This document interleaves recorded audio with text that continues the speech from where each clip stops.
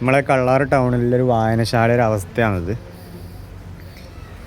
ഗ്രാമീണ വായനശാല കള്ളാറ് രാജപുരം. അന്നത്തെ MLA M കുമാരൻ ഉദ്ഘാടനം ചെയ്തതാണ്. പക്ഷെ ഇപ്പോൾ ഇതിൻ്റെ അവസ്ഥ ഒന്ന് നോക്കണം.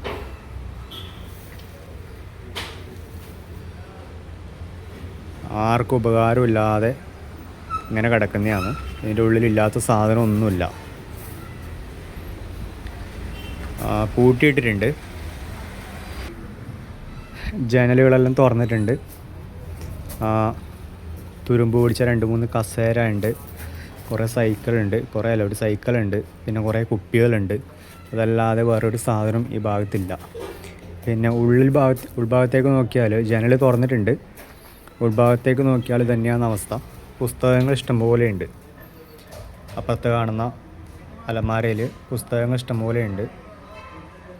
താഴെയും കുറേ പുസ്തകങ്ങൾ കാണുന്നുണ്ട്. പക്ഷേ ഒരു ഉപകാരവും ഇല്ലാത്ത അവസ്ഥയിലാണ് നമ്മളെ കള്ളാറിലുള്ള ഗ്രാമീണ വായനശാല ഉള്ളത്.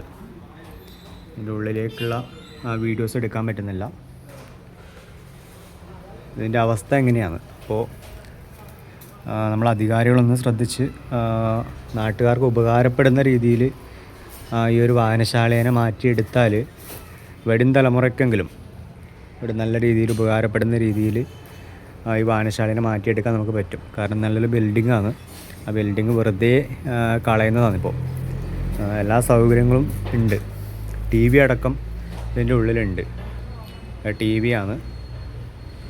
പിന്നെ പുസ്തകങ്ങളുണ്ട്, അലമാരയുണ്ട്, എല്ലാ കാര്യങ്ങളും ഉണ്ട്. പക്ഷേ ആർക്കും ഉപകാരപ്പെടുന്ന രീതിയിൽ ഇപ്പോൾ ഈ ബിൽഡിംഗ് ഇല്ല.